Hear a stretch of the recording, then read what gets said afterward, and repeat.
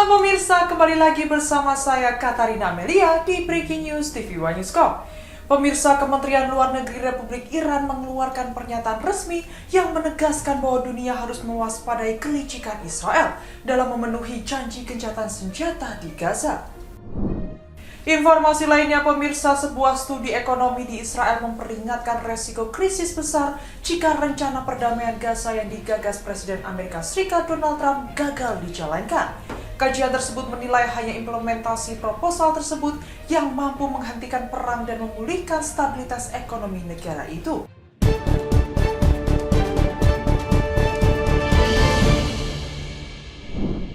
Pasukan Israel dikerahkan dalam jumlah besar saat melakukan penyerbuan di Ramallah, tepi barat pada Selasa 7 Oktober.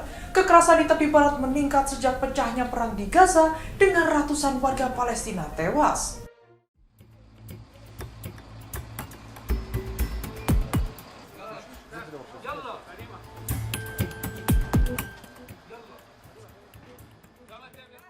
Pasukan Israel dikerahkan dalam jumlah besar saat melakukan penyerbuan di Ramallah, tepi barat pada Selasa 7 Oktober.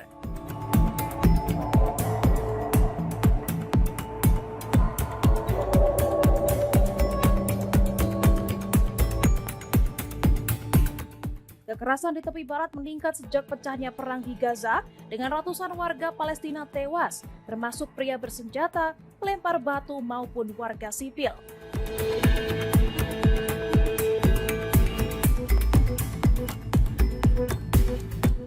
Ribuan warga Palestina juga ditangkap oleh pasukan Israel sepanjang operasi militer.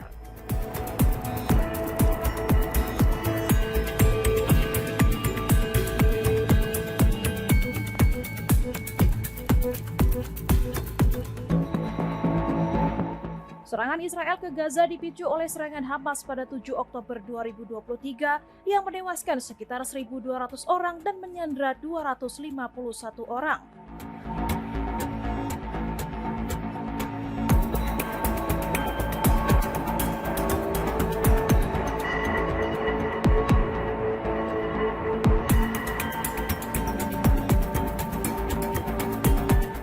Hingga kini Israel menyebut masih ada 48 sandera yang ditahan Hamas, dengan 20 diantaranya diyakini masih hidup.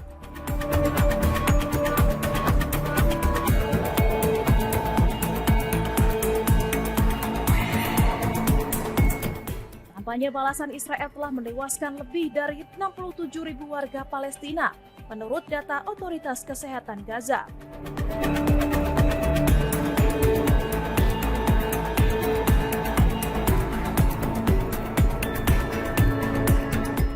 Mayoritas dari 2,2 juta penduduk Gaza kehilangan tempat tinggal akibat gempuran militer Israel.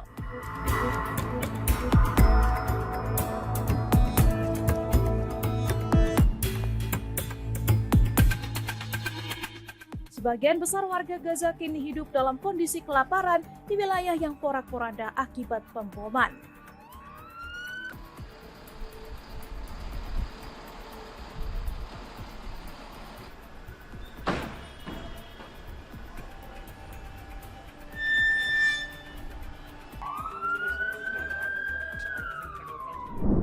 Aktivis lingkungan asal Swedia Greta Thunberg akhirnya tiba di Yunani bersama lebih dari 160 rekannya dari misi Global Summit Flotilla usai dideportasi oleh Israel.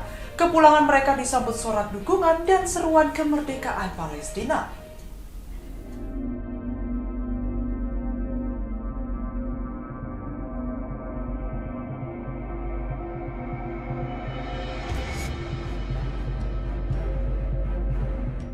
Kementerian Luar Negeri Israel telah mendeportasi sebanyak 171 aktivis Global Summit Flotilla atau GSF pada Senin 6 Oktober 2025, termasuk Greta Thunberg dan rombongan yang kini mendarat di Yunani.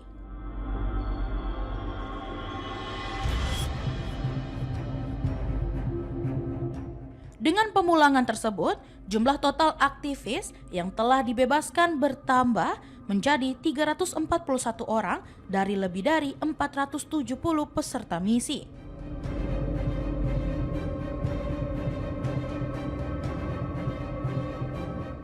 Pemerintah Yunani mengonfirmasi dari 161 aktivis yang tiba di Athena, sebanyak 27 merupakan warga negaranya. Sementara 134 lainnya berasal dari 15 negara berbeda.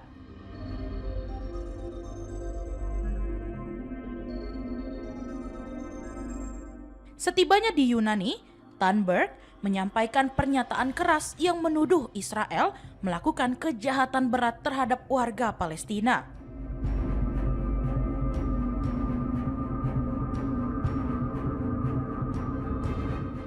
Ia menilai bahwa sistem internasional gagal mencegah tragedi kemanusiaan di Gaza dan menegaskan bahwa tujuan misi Global Summit Flotilla adalah bertindak ketika pemerintah dunia tidak menjalankan kewajiban hukumnya.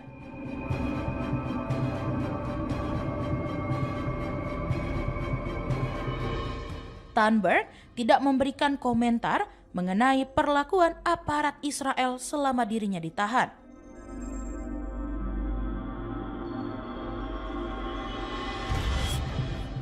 Namun, sebelumnya Kedutaan Besar Swedia telah mengirimkan laporan mengenai dugaan penyiksaan yang dialaminya, sebagaimana ia sampaikan saat bertemu perwakilan diplomatik Swedia di Tel Aviv.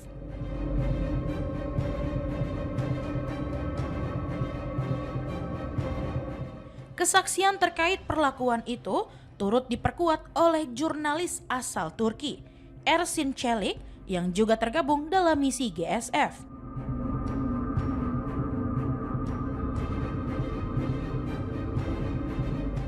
Ia menyebut Thunberg sempat dijambak, diseret dan dipaksa mencium bendera Israel selama dalam tahanan.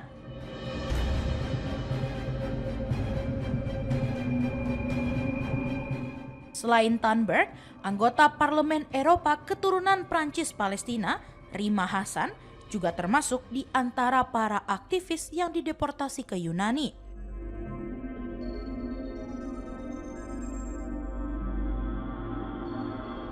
Hassan mengaku dipukuli oleh 2 petugas kepolisian Israel ketika dipindahkan ke dalam mobil van serta ditahan bersama rekan-rekannya dalam kelompok yang terdiri atas 15 orang per sel dengan pengamanan ketat.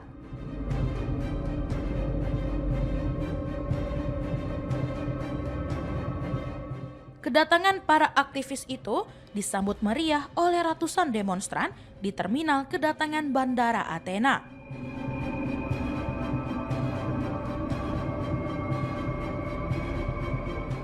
Massa membentangkan bendera Palestina raksasa dan meneriakkan seruan seperti Palestina Merdeka dan Hidup Flotilla sebagai bentuk solidaritas terhadap perjuangan para aktivis.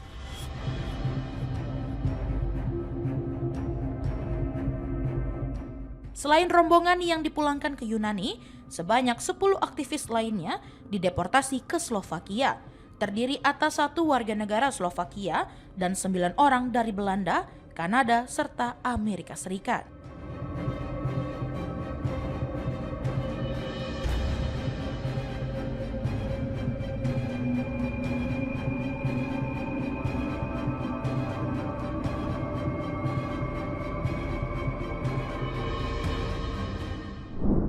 Sebuah studi ekonomi di Israel memperingatkan resiko krisis besar jika rencana perdamaian Gaza yang digagas Presiden Amerika Serikat Donald Trump gagal dijalankan. Kajian itu menilai hanya implementasi proposal tersebut yang mampu menghentikan perang dan memulihkan stabilitas ekonomi negara Israel.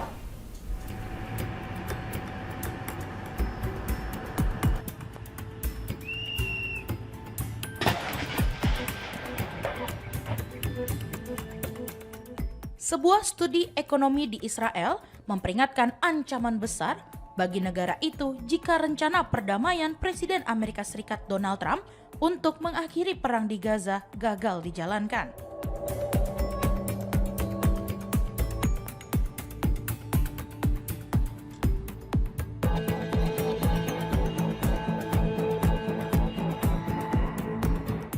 Proposal yang kini mulai dibahas Hamas dan Israel itu dianggap sebagai satu-satunya jalan untuk menghentikan konflik dan menyelamatkan perekonomian yang terus terpuruk selama 2 tahun terakhir.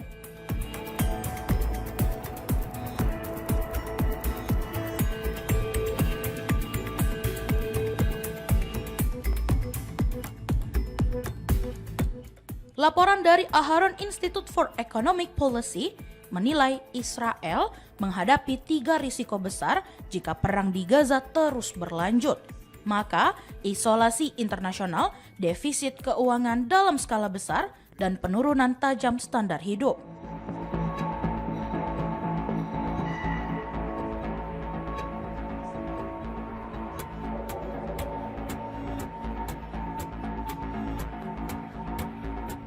Studi tersebut menegaskan bahwa hanya dengan melaksanakan proposal perdamaian 20 poin dari Presiden Trump, Israel dapat keluar dari tekanan ekonomi sekaligus menghentikan pertempuran yang tak kunjung usai.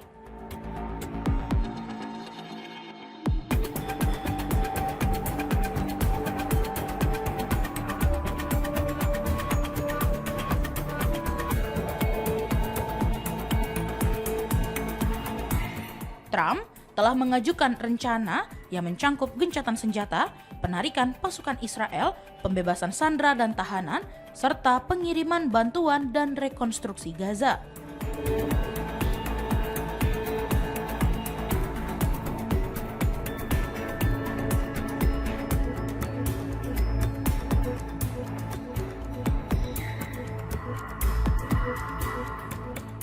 Sementara itu, Hamas telah memberikan sinyal positif terhadap sebagian isi proposal tersebut, meski pertempuran masih terus berlangsung.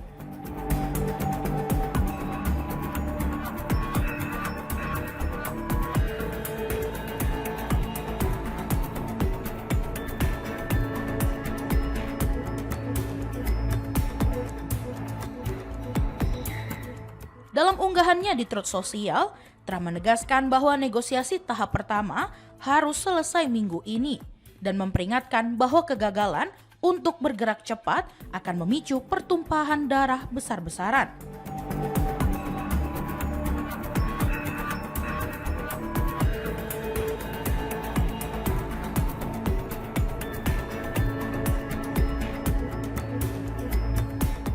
Pembicaraan lanjutan antara kedua pihak akan digelar di Mesir, dan fokus awalnya adalah pembebasan sandera.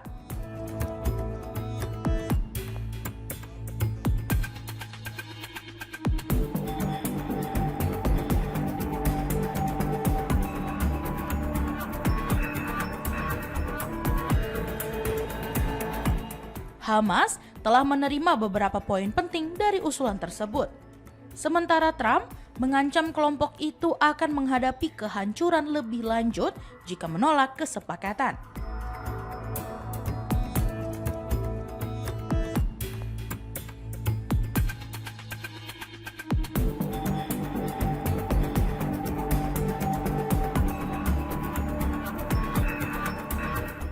Di sisi lain, serangan Israel ke Gaza masih terjadi, menewaskan 6 orang bahkan setelah peringatan dari Washington.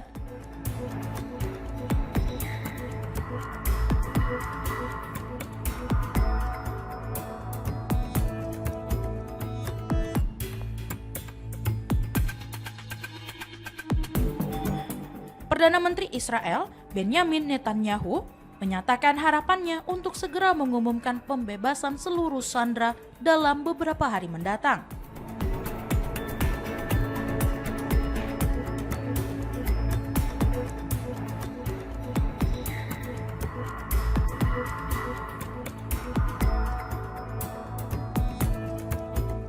Namun, ia juga menegaskan bahwa Israel tidak akan menarik seluruh pasukannya dari Gaza. Netanyahu berjanji akan melucuti senjata Hamas, baik melalui jalur diplomasi sesuai rencana Trump maupun melalui operasi militer.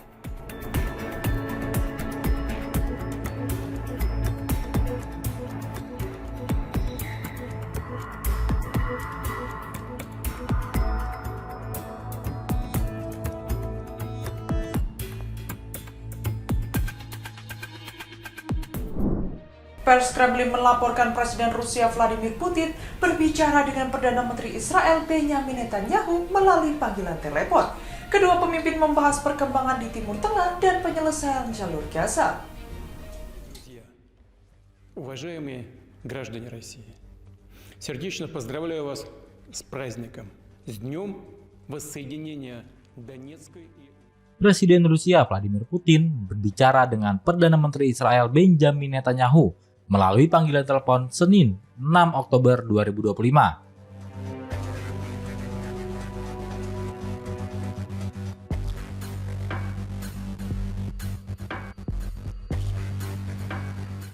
Kedua pemimpin membahas perkembangan Timur Tengah dan menyelesaikan jalur Gaza menurut laporan pers Kremlin.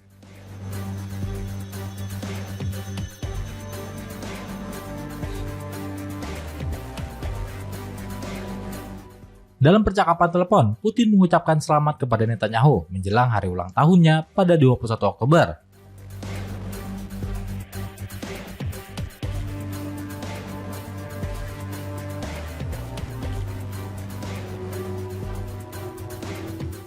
Presiden Rusia itu kemudian mengucapkan selamat kepada Netanyahu atas peringatan Hari Raya Yahudi Sukkot.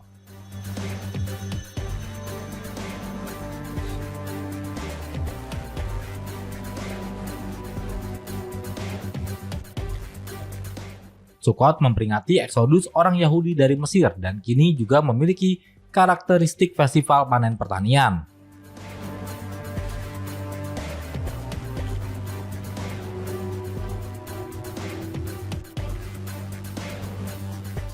Sementara Netanyahu membalas ucapannya pada hari ulang tahun Putin.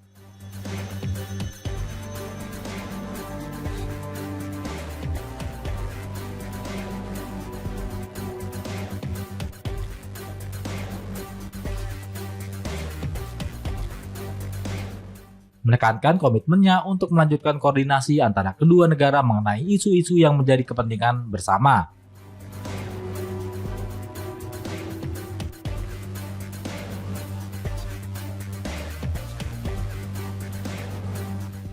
Netanyahu sebelumnya telah menyatakan harapannya agar para tahanan di Gaza dapat kembali dalam beberapa hari.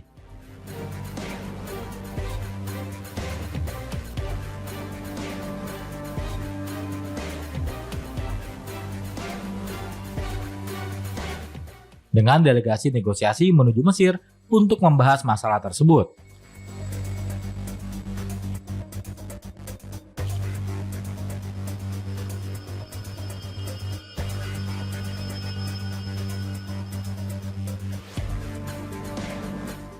Sehari sebelumnya, Hamas mengumumkan kesiapannya untuk membebaskan mereka sebagai bagian dari proposal.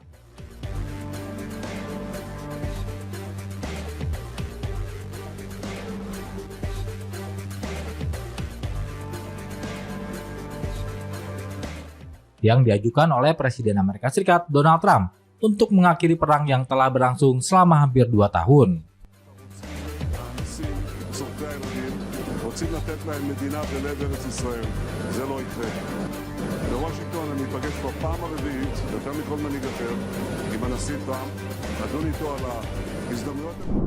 Israel dan Palestina resmi memulai negosiasi tidak langsung terkait rencana gencatan senjata yang diinisiasi Presiden Amerika Serikat Donald Trump. Pembicaraan tersebut berlangsung di Mesir dengan fokus pada implementasi gencatan senjata di jalur Gaza.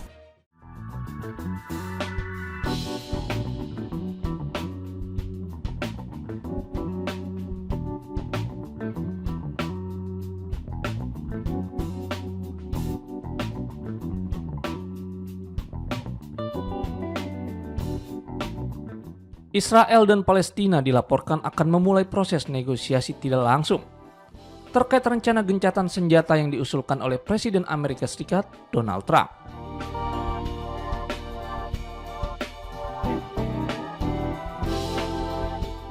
Pembicaraan tersebut resmi dimulai pada Senin malam 6 Oktober. Negosiasi tersebut dilaporkan berlangsung di Mesir.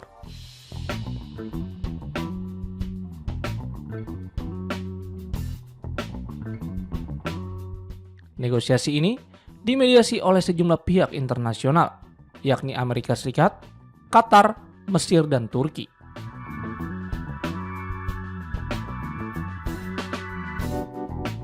Proses pembahasan diperkirakan akan berlangsung selama beberapa hari ke depan.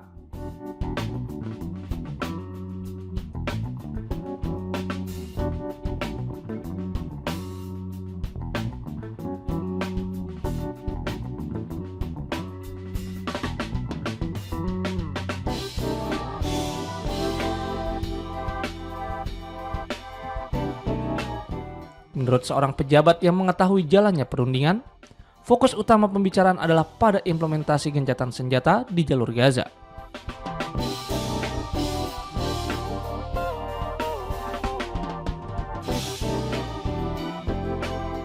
Serta kemungkinan penyerahan kekuasaan dari kelompok Hamas kepada entitas pemerintah yang dinilai lebih moderat dan dapat diterima oleh komunitas internasional.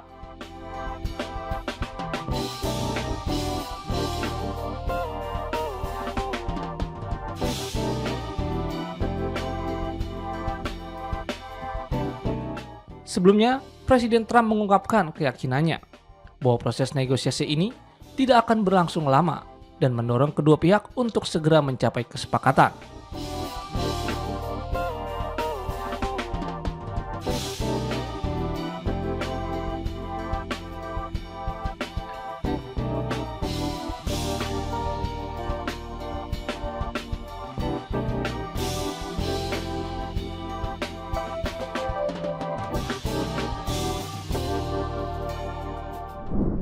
Khalil Al-Hayya, kepala negosiator Hamas, tampil dalam wawancara langka dengan Al-Arabi TV. Ia merupakan pejabat Hamas yang selamat dari serangan Israel di Qatar bulan lalu.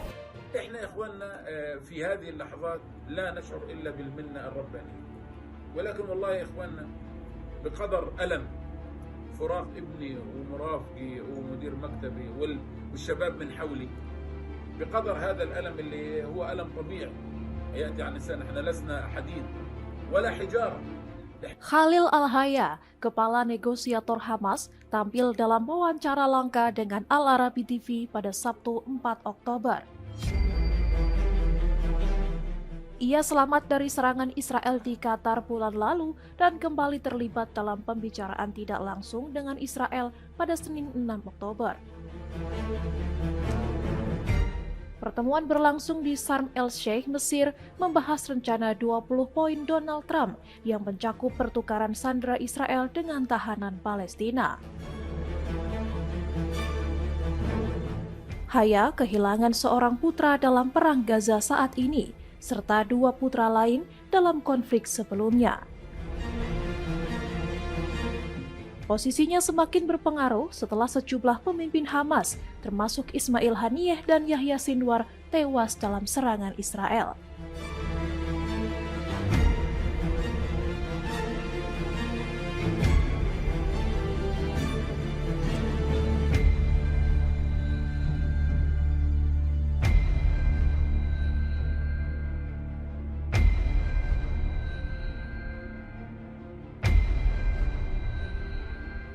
Sejak Perang Gaza meletus pada 7 Oktober 2023, ia menjadi tokoh utama dalam perundingan gencatan senjata.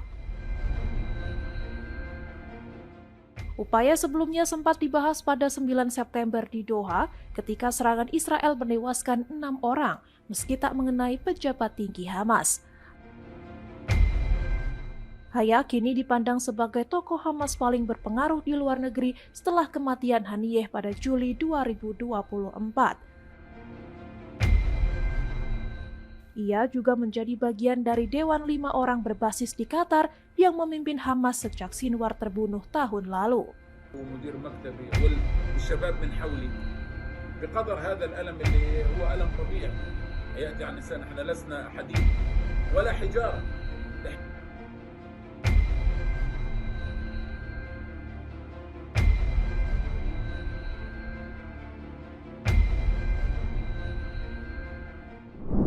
Dewan Eksekutif Yahudi Australia memperingati 2 tahun serangan mematikan Hamas di Israel Selatan. Mereka mengkritik rencana kelompok pro-Palestina untuk menggelar unjuk rasa di Gedung Opera Sydney selama akhir pekan.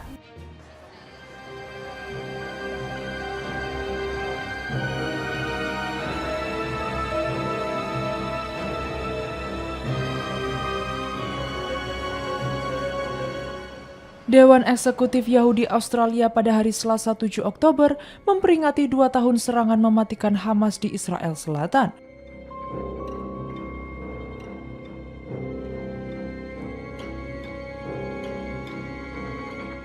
Mereka mengkritik rencana kelompok pro-Palestina untuk menggelar unjuk rasa di Gedung Opera Sydney selama akhir pekan.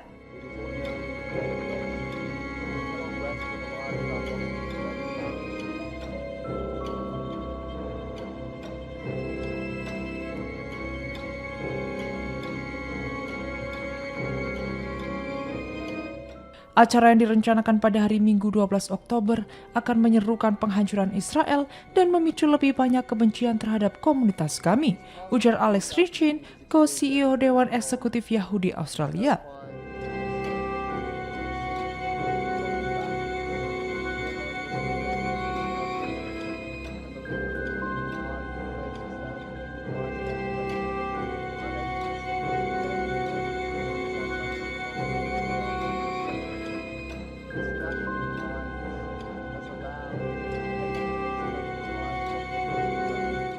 Di Melbourne, pesan kejayaan bagi Hamas terlihat dilukis di sebuah papan reklame di pinggiran kota Fitzroy.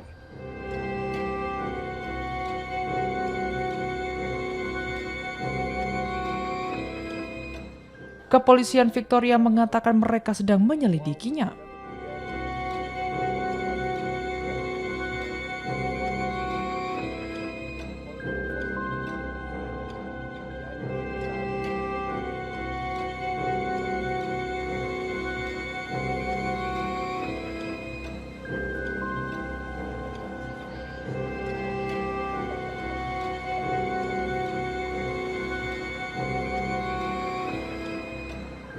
Sejak Perang Israel-Gaza dimulai pada Oktober 2023, rumah, sekolah, sinagoge, dan kendaraan di Australia telah menjadi sasaran vandalisme dan pembakaran antisemit. Sementara insiden Islamofobia juga meningkat.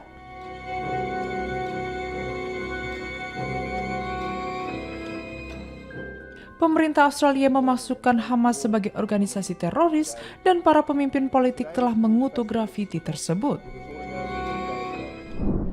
Kementerian Luar Negeri Republik Iran mengeluarkan pernyataan resmi yang menegaskan bahwa dunia harus mewaspadai kelicikan Israel dalam memenuhi janji gencatan senjata di Gaza.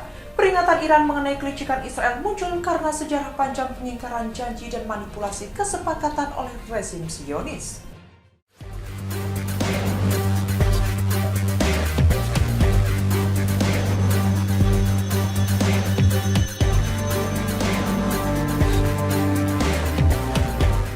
Kementerian Luar Negeri Republik Iran mengeluarkan pernyataan resmi yang menegaskan bahwa dunia harus mewaspadai kelicikan Israel.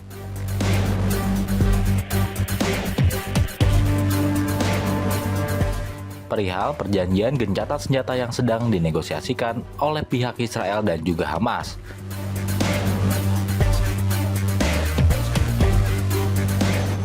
Peringatan Iran mengenai kelicikan Israel muncul karena sejarah panjang pengingkaran janji dan manipulasi kesepakatan oleh rezim Zionis.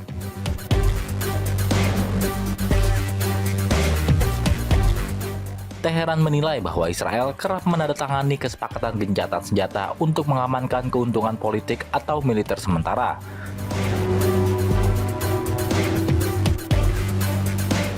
Tetapi pada akhirnya negara Zionis itu gagal menepati komitmennya. Hal ini membuat rakyat Palestina tetap berada dalam situasi rentan.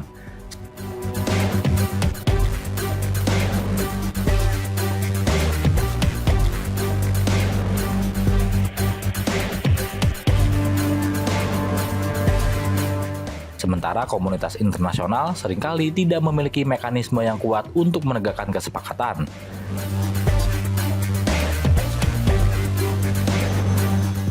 Menurut Kementerian Luar Negeri Iran, mengawasi dan menuntut pertanggungjawaban Israel atas kejahatan perang dan pelanggaran hak asasi manusia menjadi langkah penting untuk mencegah terulangnya kekejaman dan genosida yang berlangsung di Gaza. Pernyataan tersebut menegaskan bahwa tanggung jawab hukum dan moral masyarakat internasional, termasuk PBB dan lembaga internasional lainnya harus ditegakkan. Mengingat kejahatan perang yang dilakukan Israel meliputi genosida hingga pelanggaran hak asasi manusia, telah menewaskan puluhan ribu warga Gaza.